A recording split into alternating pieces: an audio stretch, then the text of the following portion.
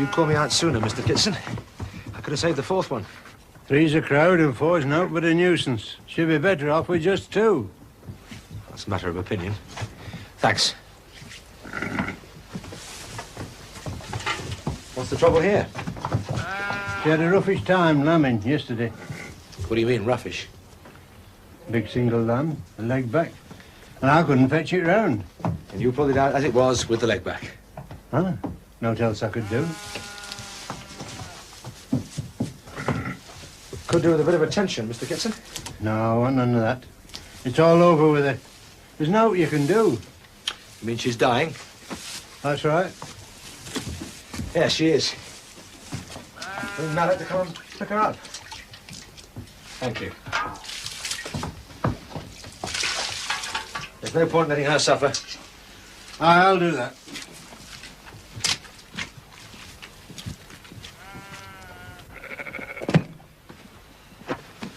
How much? Oh, £0.50. I'll have to go to the house for it. It doesn't matter now, Mr. Kitson. It does to me. I don't want none of your bills. I'll pay cash. You wait here, young man.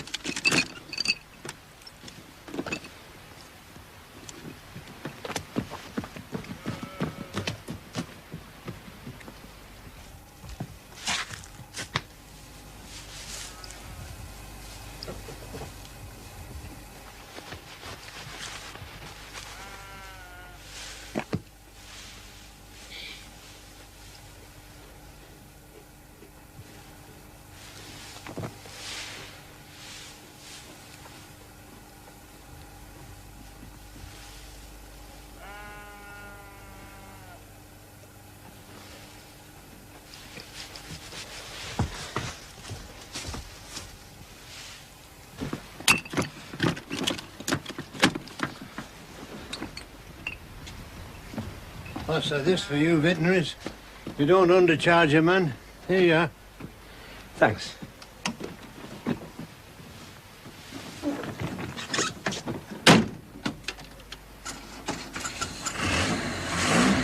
And I'll say this to you, Mr. Kitson. You've got a dying ewe in there. She was worth a damn sight more than £0.50 to you. If you'd given me the chance, I could have saved her too. It's worth thinking about.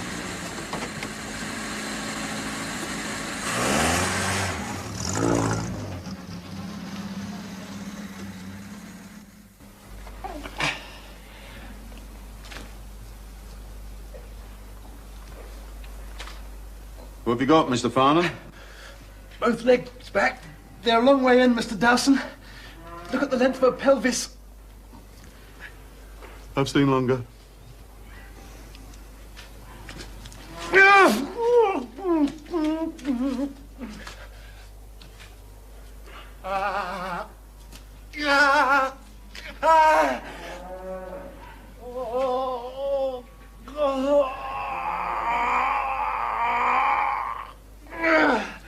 I'm all right. It's just the uterus contracting.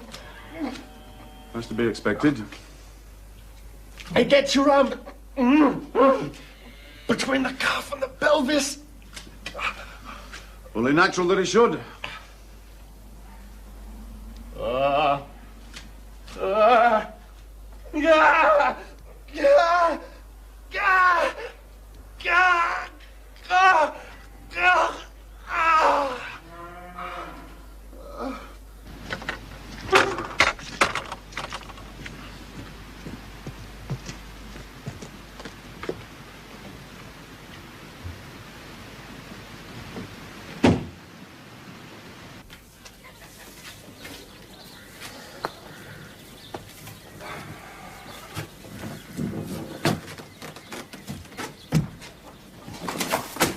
Hello, Bob. Oh, yeah. Hello there, Mr. Herriot.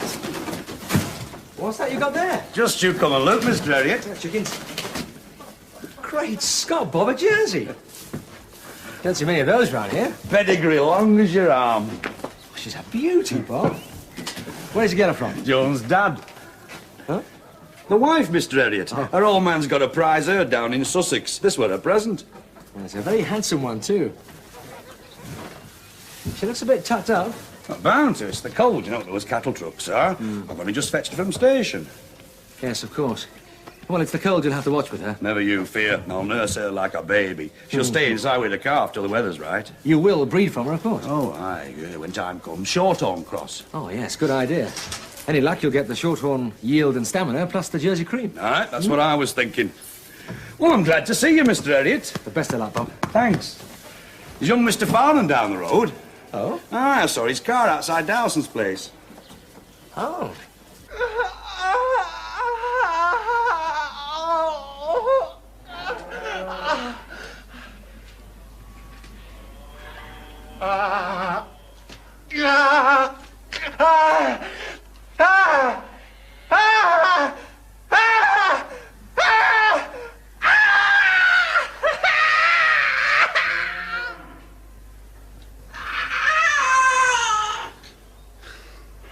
It's all right, young man.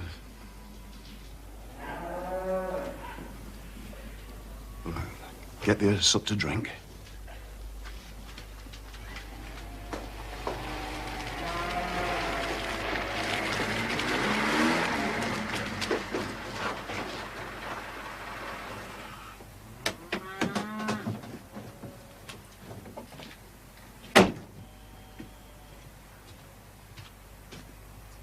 Hi, Tris. How's it going?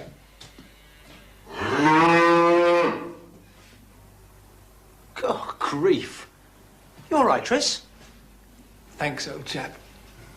That best leave us, Mr. Herriot. He needs his rest. Yes, of course. What is it, Mr. Dawson? A fine bull calf. Charlie's wisping here now. Yeah, get another drop of this brandy into the leg. I've never seen anyone work harder. Gave it all his heart, he did. Good stuff. Wouldn't mind a drop myself. I don't hold with drinking for its own sake. Only when it's needed, Mr. Herriot.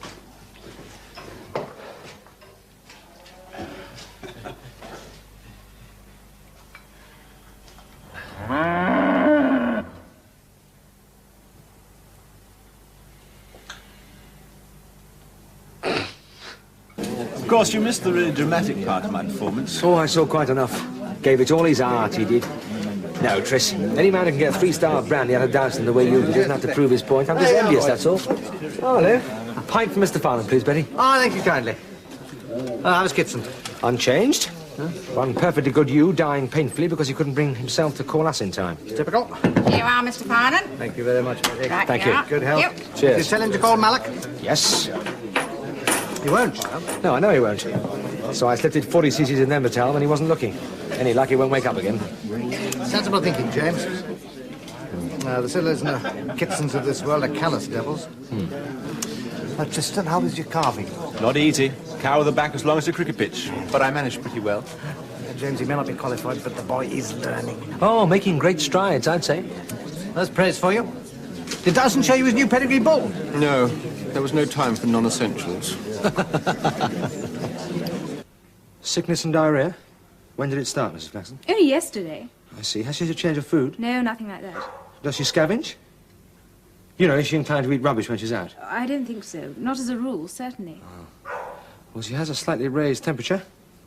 Seems bright enough otherwise. So I feel of your tummy, Penny. Ah. Touch of gastroenteritis. Was that bad? It can be. This is quite mild. I'll give you some medicine. Keep her on a light diet for a few days. That should do the trick. Oh, I'm so grateful. There we are. What is it? It's our own special medicine. Usually works very well. And if it doesn't, well, you can bring it back. Yes, of course. Thank you again, Mr. Herriot. Not a bit.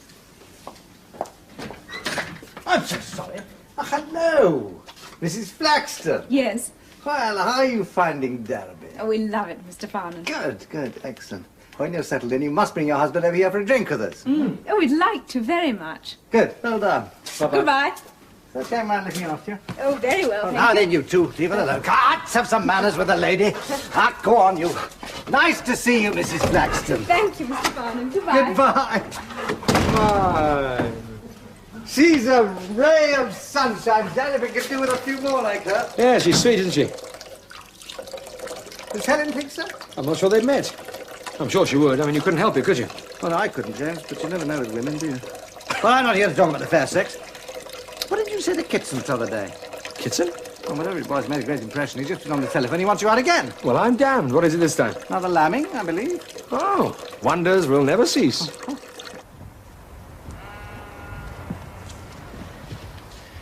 that was no great problem, Mr. Kitson. No, not with half a crown. But I'm glad you called me. I don't doubt it at that price.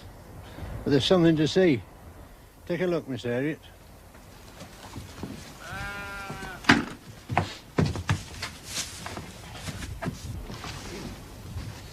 What's wrong with her? She looks fine. Ah, she does. Well? That's told last you told me to get Mallock to fetch. What? But she was dying. Ah, that's what you told me, young fella. Said she hadn't long to go, didn't you?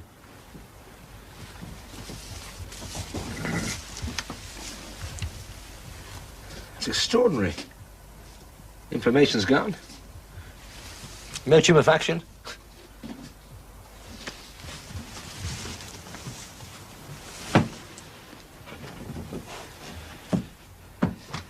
I don't understand it, Mr. Kitson. I'll tell you something. Neither can I. I spent all my life among sheep, and I've never seen nought like it. That you just fell asleep. Is that so? I fell asleep, I tell you, and stayed sleeping for 2 days. 2 days? She did. I'm not joking nor jesting. I kept coming in here, and she never altered. Lay there as peaceful as you like, all through first day, all through second, and third morning when I come in, she was standing there looking at me, asking for a grub. I can't get over it. 2 whole days and never moved. I'll tell you what, young fella, you'd just think she'd been drugged.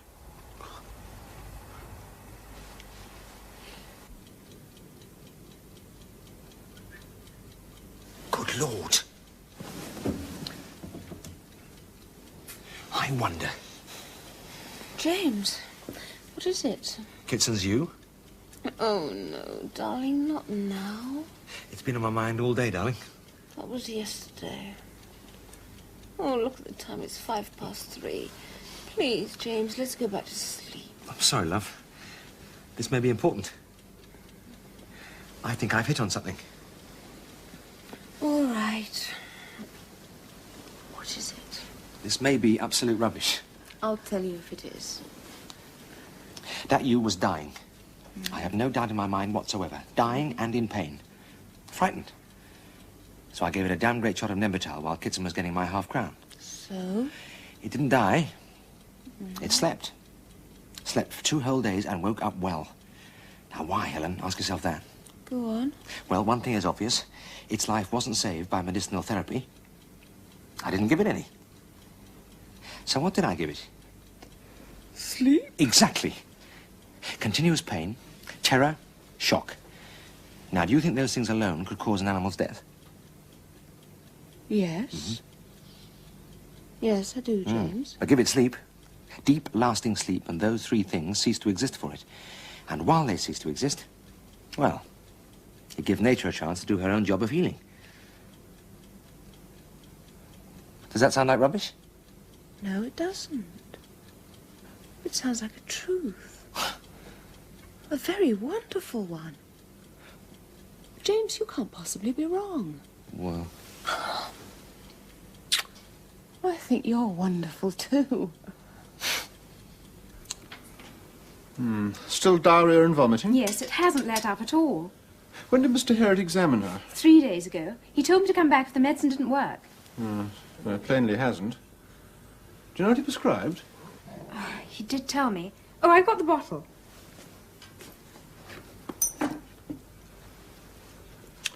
Oh, I see. You mean it wasn't the right stuff? Oh, no, nothing like that. This is a good old-fashioned remedy.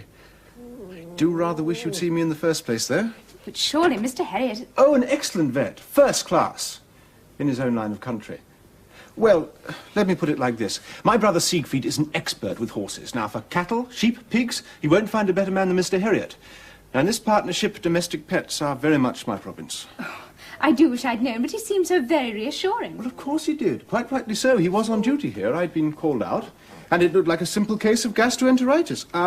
Still is. But we mustn't allow it to continue, so I'm going to hit it on the head in one. Oh, that would be marvellous. She's still eating, is she? Oh, yes, her appetite's good. Well, this stuff looks a bit messy, but I've had splendid results with it. Just mix it with her food. Thank you so much, Mr. Farnan. You know, I was really beginning to get quite worried. Well, I don't think you need any more. Goodbye, Mr. Farnan.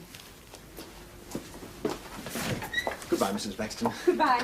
Thank you again. Oh, Mrs. Flaxton? Yes. I don't anticipate any further trouble, but if you feel the least cause for concern, don't hesitate to call me. Day or night. Oh, I won't. How very kind. Not at all. All part of the service. Thank you. Goodbye.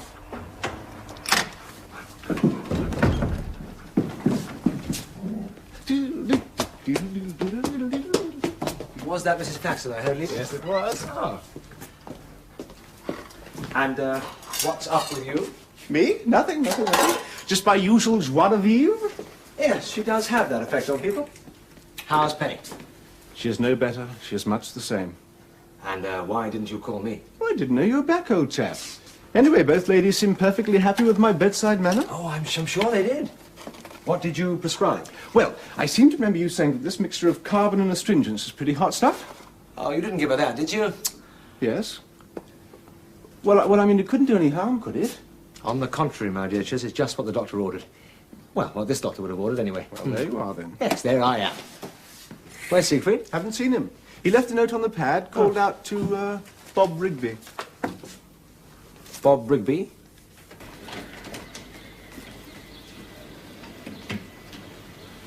And did you notice something wrong, Bob? Hard to say, Mr. Farnan. She had a roughish trip up with the calf. Well, it was long and cold. And like Mr. Herriot said, she seemed a bit tucked up. Just a chill, I reckon, so I brought her straight in here and she's been well bedded down since. Thank you.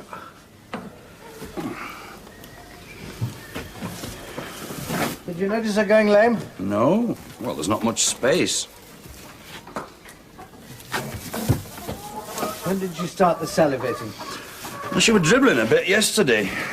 I see.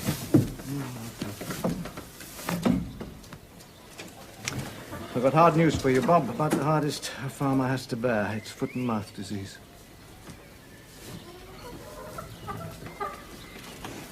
Oh, no, Mr. Farnan, don't say that. Not foot and mouth. I'm afraid so, there's no doubt. All the symptoms are there. See the blisters between the clips of her hooves, the high temperature, the salivation. Look here.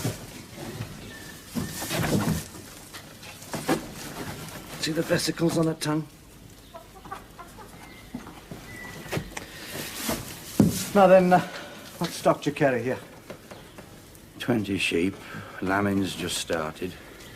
6 pigs. 2 sows due to farrow. Cattle? 12 head. Not counting her and the calf. You know what this means, don't you? This is a notifiable disease. I have to tell the authorities. Your farm's in quarantine from this moment on. All cloven-footed beasts have to be slaughtered and burned. I'm a ruined man, Mr. Farnan. Oh, well, Bob, get some compensation from the government, and Oh, that don't mean a thing, and you know it. no insurance.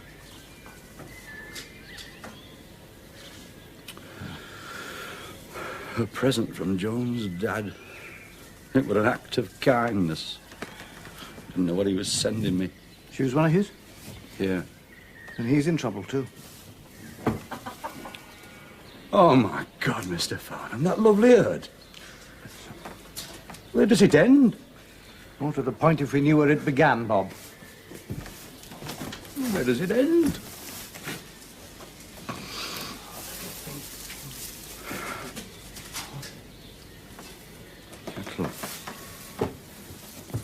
cattle, Mr. Farnham. What about them? I only bought 'em 10 days ago. That was before this one come. Doesn't make a mighty difference, Bob. This is infected land. But they aren't on this land. Where are they? They're in a meadow on the other side of Dowson's farm. I rent it from him. But you've been down milking them? No, I haven't. They're all youngsters. But you've been down among them? No, just as far as the gate to see. There was no need to go in. Oh, the grazing's still good, and there's water from the beck and a bit of old rick that can help themselves to hay. It's just about finished. I was going to cart some down today. But you haven't? Not yet. Then you mustn't. Well, they need the extra feed. You leave that to me. You're in quarantine too, Bob. Now, no promises, but I think we might save your cattle.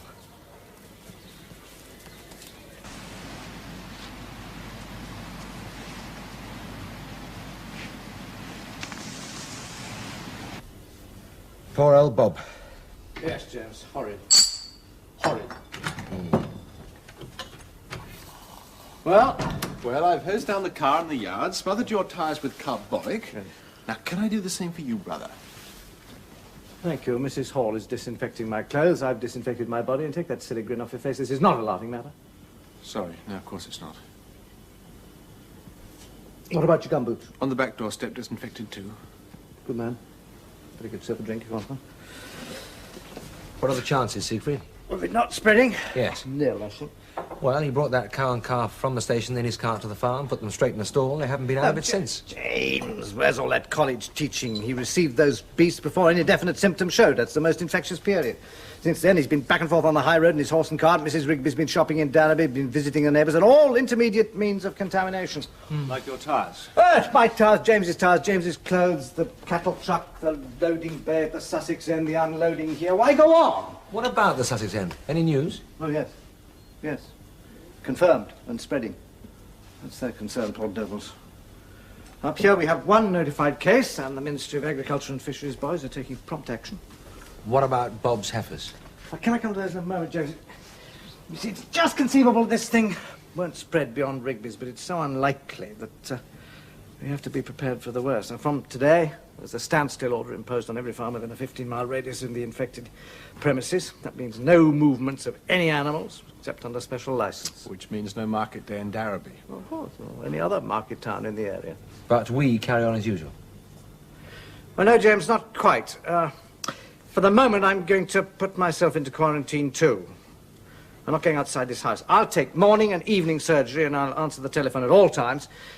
And you two will have to deal with all outside calls. What, day and night? Yes, I'm afraid so. But surely, Siegfried... I'm sorry, Tristan. It seems very hard on the pair of you, but I think it's a sensible precaution. Honestly, Siegfried, I can't possibly see the reason for you Well, to... just listen instead. If you don't know the Dales farmers by now, then you damn well ought to. I was the one who went to Bob Rigby's, and the words got around.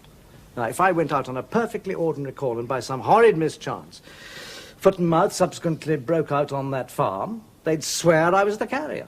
Absolute nonsense, of course. But I'm not going to risk having it said. Of course, if the outbreak extends, let alone runs wild, then I end my self-imposed purdah. Oh, that's comforting. Come on, Tris, Siegfried's right. And if there isn't an epidemic, well, quarantine only lasts a month. He won't kill us. All right, I haven't spoken. Bob's heifers? Ah, yes, I mentioned them to Judson when I talked to him at the ministry. Took a bit of persuading, but not for the chopper yet. Dowson's going to love that. They're right next door to him.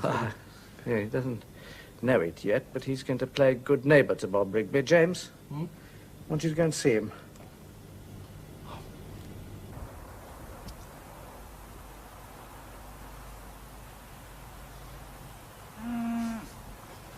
I won't have it, Mr. Herriot. Those beasts are a risk.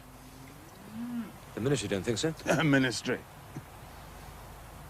And pushing ignoramuses, what do they know? I've spent a lifetime building up this farm.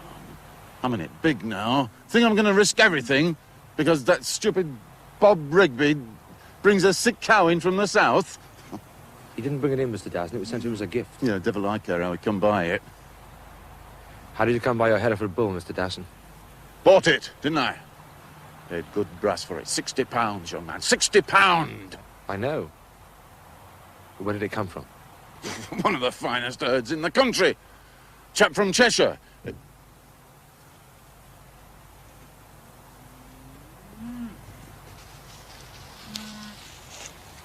Not quite as far as Sussex, Mr. Dawson. There, but for the grace of God. Well, face the fact, it could just as easily have been your bull that brought the infection. Aye. But it wasn't.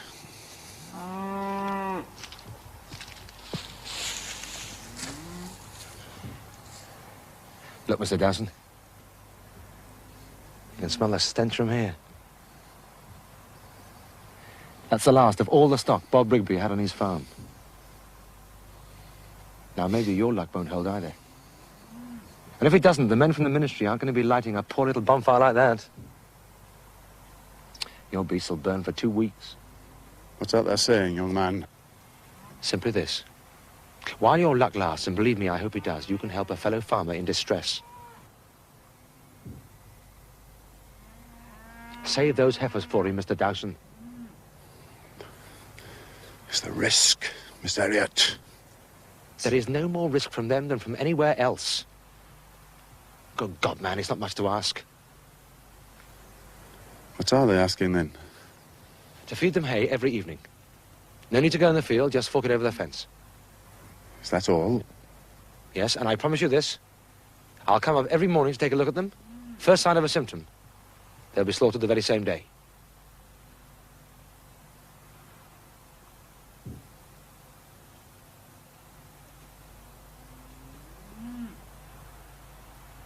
Well, I've nothing against young Rigby. He's a good lad. I'm right sorry for what's happened to him. All right, Mr. Herriot, I'll do what they asks. Oh, Penny, you're proving quite a problem, aren't you? I'm so sorry to give you all this bother. Oh, dear Mrs. Flaxton, that's exactly what we're here for. Oh, but I didn't want to bother you. I've tried and tried to get hold of your brother. Oh, really? Oh, well, I know he's your expert on domestic pets, and he was very kind and concerned when I was last here, begged me to call him day or night if I was the least bit anxious. Yes, I can well imagine. That's my brother Tristan all over. Well, the only trouble is I simply haven't been able to get hold of him. No, well, you see, it's this foot and mouth scare. There have been no further cases, luckily, but that's kept us very busy. Yes, I do understand. Now, then, there's nothing wrong with the treatment, but she's not responding. Not at all. Your brother was so confident. Yes, is she still eating properly? Not anymore. Whatever she does eat goes straight through her. She's got a terrific thirst, always at her water bowl, and then she brings it back. Yeah, well, you see, that's because of the inflammation of her insides. It really does give them this raging desire for water, and of course, the more she drinks, the more she vomits. It is, I'm afraid, very weakening. She's not going to die. You love her very much, don't you? Mike and I adore her. Don't worry, we'll find a way to pull her through.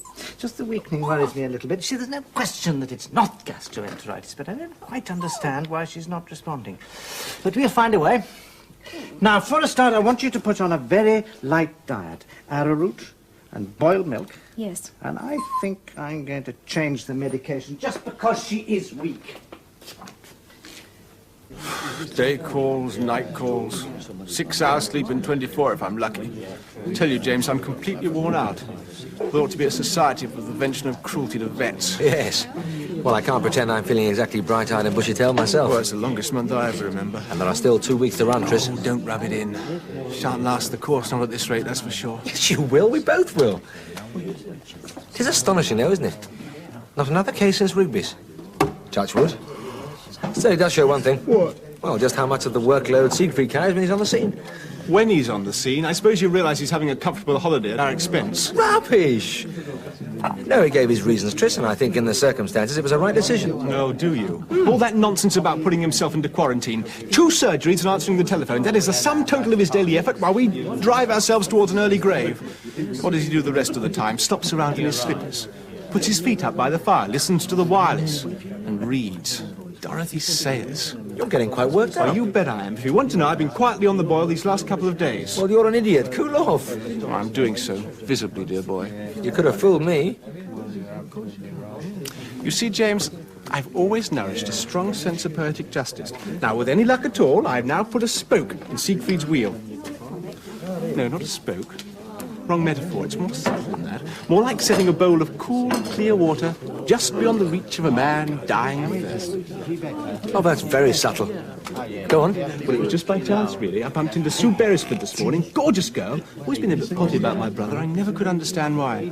Oh, well, that's women for you. Anyway, she asked after him. I was just about to tell her when I had one of those inspired mental flashes.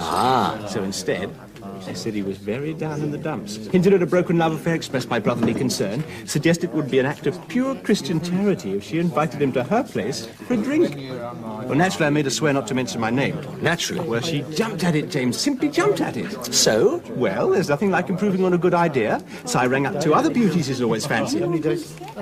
Bunty Farquhar and Jennifer Selby. I spun them the same yarn. They swallowed it hook, line and sinker. Look, I'm sorry, Tris, I'm not quite with you. Where does all this get you your sense of poetic justice? You know, James, you can be a bit dense at times, can't you?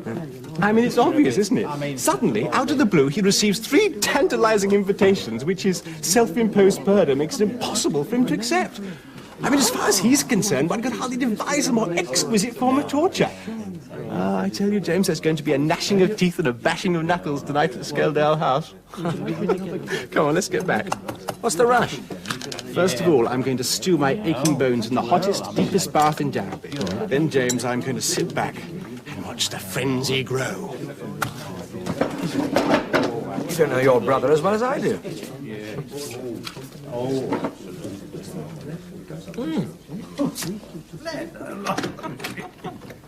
Hello. Oh, hello, darling. You're back. How lovely. How day?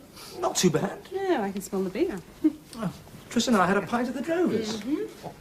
Hello, Siegfried. All well? Better than that, James. Your wife is an angel of mercy. We spent the day doing the accounts and going through the figures. Good Lord. No joking. When I think of the tyranny we suffered at the hands of that abominable woman... What was her name? Harbottle. Harbottle! Never to be forgotten. Whereas Helen... words fail me. Oh, he's talking absolute rubbish. So I never really thought that I'd actually enjoy totting up figures. And do you know what's more, James? We're making a handsome profit. Which is why, at my expense, and regardless of cost, you will take this sweet young girl out to dinner tonight. And that's an order. Oh, Siegfried, that's very kind of you. But if the poor old thing's too whacked... What poor old thing? I certainly am not too whacked. You sure that's all right? Why shouldn't it be? Oh, that's marvellous, Siegfried. Thanks most awfully. Don't thank me, thank your wife. Well, stop being so conscientious just for once. Tristan can very well hold the fort. Tristan? Yes, you may not have noticed, but... All right. Who pinched all the hot water? I'm afraid I did. What do you want a bath for? Why are you dressed like that? Well, it's been one of those exceptional days. You know, I'm not by nature a recluse. I confess I've found this last fortnight increasingly irksome, but it turns out I'm not a forgotten man. The invitations have been pouring in, and even at this moment, I am off to cocktails at Broughton Manor. But you can't. And now, why do you say that? You're in quarantine. Oh, my poor dear child. Sue Beresford has not got cloven hooves, not within the meaning of the act, so I shan't be giving her foot and mouth. Well, Miss Dash, goodbye, my dear. Make sure he gives you a lovely dinner. So long, James. Well, Bye-bye, Siegfried. You are, Tristan. Me? Well, you're our expert on domestic pets, are you not? Au revoir, mes amis. Amusez-vous bien.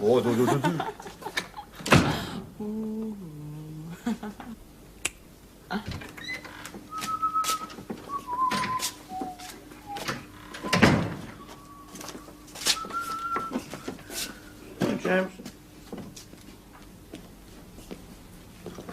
Why the sad and pensive air?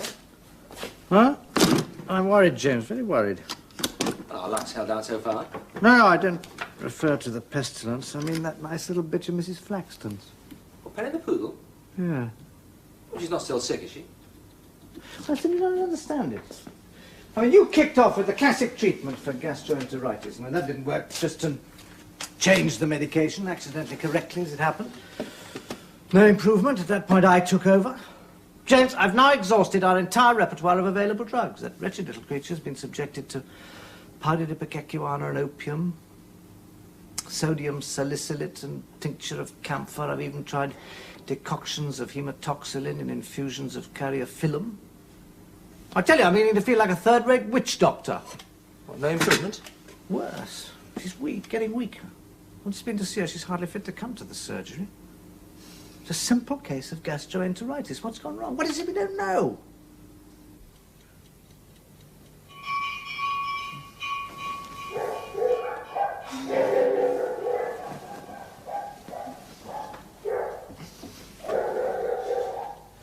Have we got to go out? I expect so. You go back to sleep, darling.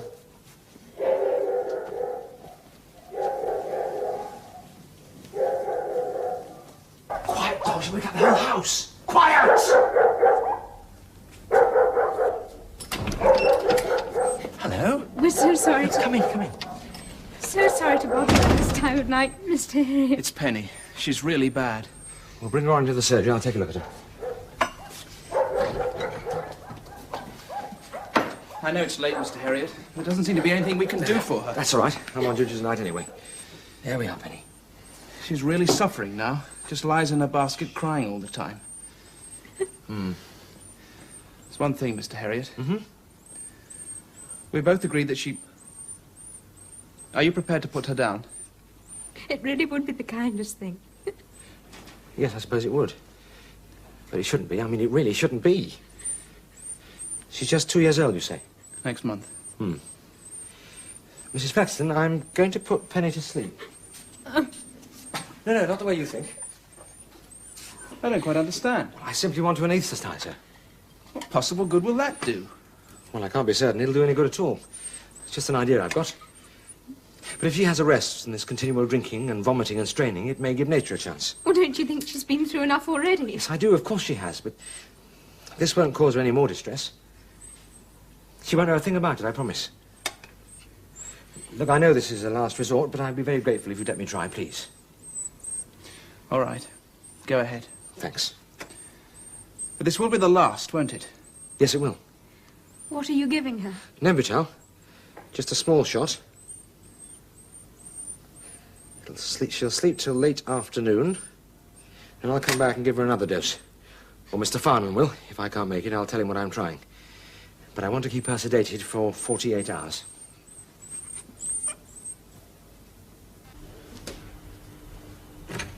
There you go, Peppy. Here's a good dog. Ah, James. Siegfried. How went the day? Oh, pretty easily. Few simple cases. One case of mastitis. Things seem to be slacking off a bit. Good. Excellent. Did you have a look at Bob Rigby's heifers? I do every day. Clean as a whistle. Very satisfactory. Siegfried, did my eyes deceive me? Is there or is there not a crate of champagne in the hall? They did not, and there is. Having a party?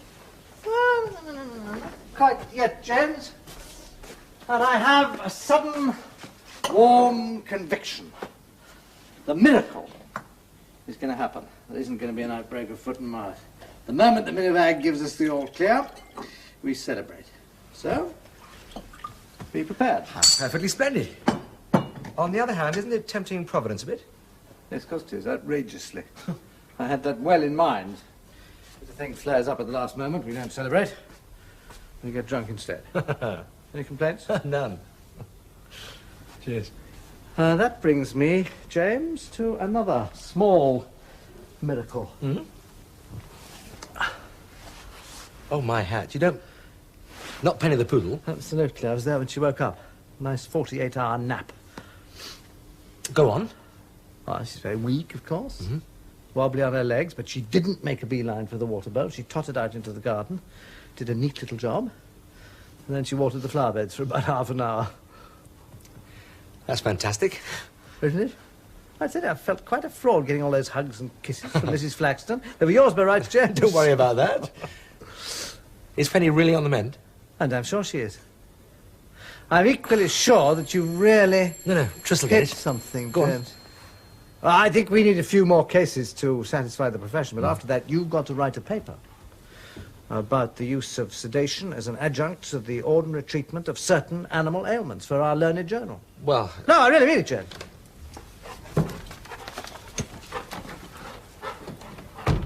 Well, what was it? It's Dawson. Is he burning up the line? What's wrong? His prize bull's got it, that's what. Had to spell it out. Foot and mouth disease.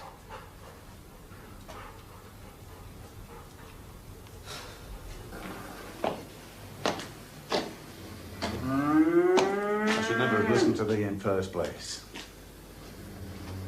All that soft soap about helping Bob Rigby. He's not but a bloody tinker. And look what that's done!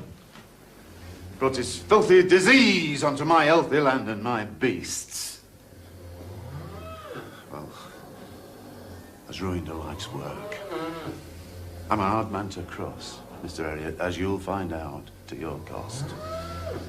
It weren't impotence. That were culpable negligence. That's what it were. Ignorance and culpable negligence. Well, I'll soon, never fear. I'll take thee to court. The highest court in the land, if necessary. And I'll take thee in the blasted practice for every penny that's got. And I'll have thee struck off for good measure. Walking around the bar again, will you?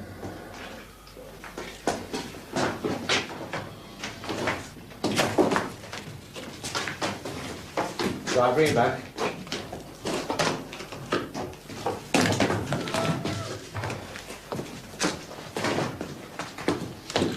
Right, hold this head up, will you? Have another look at that tongue.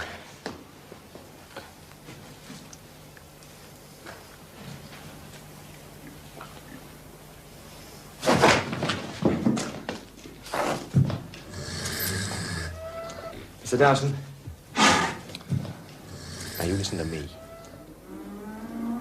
Your anxiety is quite natural. But if you ever speak to me like that again, I will almost certainly punch you hard on the nose. Then you can have the satisfaction of taking me to court for assault. But get this clear. I will not have my professional competence questioned by an incompetent farmer. What the hell? Shut up and listen. That bull isn't lame. There are no vesicles between the clits. There are no vesicles on the tongue. The tongue is swollen and painful. He's salivating and has a fairly high temperature.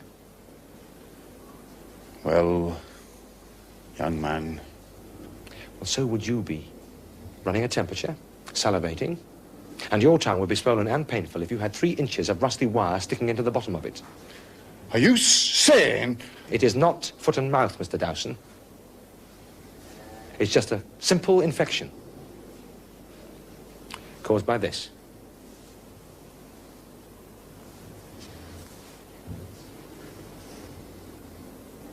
All right. You are no more an incompetent farmer than I am a negligent vet. You're a very good farmer.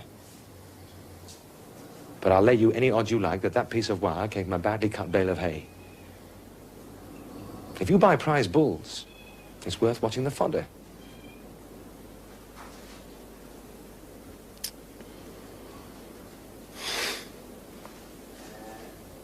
That's right, young man. I'm sorry for what I said.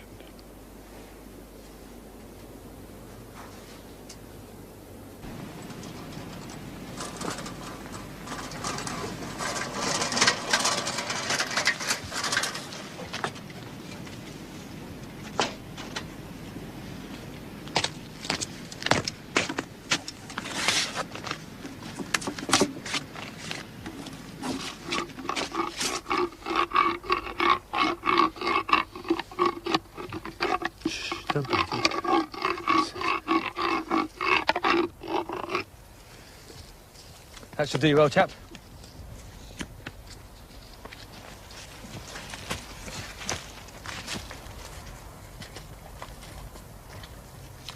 How old are they, Mr. Skipton? You're the vet, you tell me. Well, they're very old. I can see that from their teeth. But I'd only be guessing.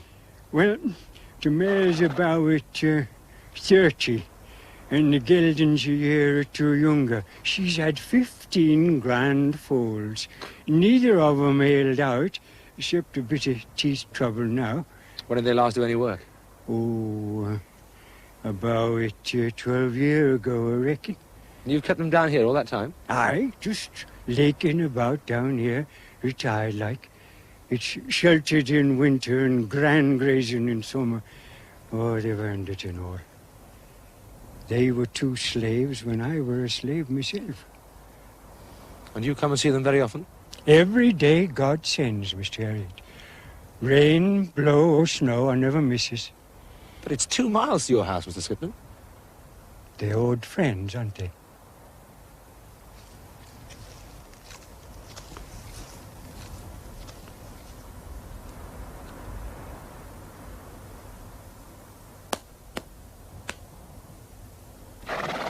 Anyway, everything's under control. Mrs. Hall's been having a field day in the kitchen. Honestly, darling, she is a wonderful woman. The only trouble is she does get carried away. There's going to be enough to feed a regiment. But not army cooking. Strictly Yorkshire cordon bleu.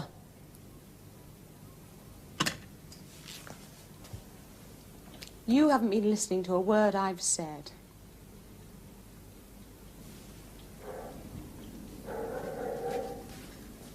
James? What? Are you with me? Oh, sorry, love, I was thinking. What about? John Skipton? What about him? Those two ancient horses. Skipton started life as a farm labourer. Never married. Drove himself hard all his life. Made money. You'd never think it to look at him. He's one of the biggest landowners in the Dales. And he walks 4 miles every day to see those horses, Helen. 4 miles. That's been going on for 12 years.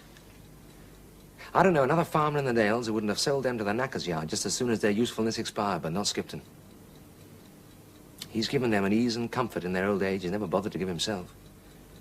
Now, why, darling? You tell me that. It's not difficult, you old silly. He loves them, that's why. Right, Mrs. Hall, we're going to do this. We can let them in soon. And then we're going to get the baked potatoes. Are we allowed in yet? Yes, you can come in now. We're ready for you. Oh, right. Sorry, Doc. What a sight for sore eyes. Mrs. Hall, I have always held you in the very highest regard. But what can I say now? You're a true artist. A queen of the cuisine. Oh, get along with you, Mr. Farnan. I've never managed without Mrs. Herriot's help. She's the finest cook as I am. There's nothing for it. I'll have to kiss you both. That's great work, darling. Bravo, Mrs. Hall. I myself am beyond empty rhetoric, merely empty-bellied. No, you don't, brother. Brother. Obtain your gluttony. Now, I have other plans. Now, before our guests arrive, we're going to have a little private ceremony of our own. Please note, brother dear, that when opening a bottle of champagne, I do not follow the vulgar habit of bombing the ceiling with the cork. Oh, well done. Good. Don't put it there, never mind. It seems to me that some sort of toast is appropriate at this moment. Give me your advice. To what or to whom shall we drink? Well, ourselves, of course. Yes. Ourselves, why not? After all, where in all Darrowby could one possibly hope to encounter, come along, Mrs. Hall, such a combination of beauty. Thank you. Here. Thank you, Siegfried. Industry. Oh, thank you. And wit. Ladies and gentlemen, I give you the toast. Ourselves. Ourselves. Ourselves. Someone's a bit early. I'll go, Mrs. Herriot. Oh, thank you, Just Mrs. got Hall. there, didn't they? Who do you suppose? Penny and the Flaxtons. Could we? They live just around the corner, don't they? Or my rosebud. Who? Oh, Rosebud Tris. In the hospital, absolute little charmer. It's Sue Beresford. And how do you know? Girl of handsome appetites, James. I warned her of this feast. Not my words. Sue Beresford. Oh, Mr. Farnan, sir. Yes, Mrs. Hall, what is it? Or who is it? Jess Rowbottom, sir. Jess Rowbottom. What on earth do you want? Oh, Mr. Farnan, I'm that sorry. He says, could someone come at once? It's a misplaced calf bed. Oh! Oh, no. Not now. It can't be.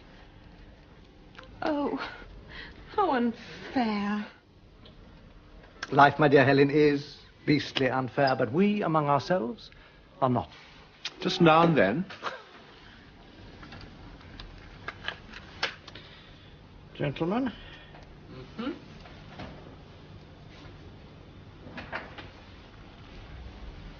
The short match wins the job. Tristan. James. As Helen remarked only a moment ago, beastly unfair on one of us.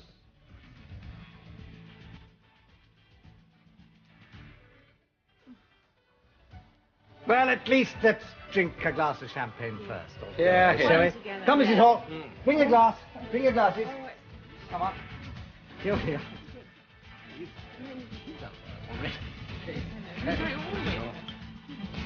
Oh, good. Too much. Oh, come on, don't do that. Thank you very much. Well.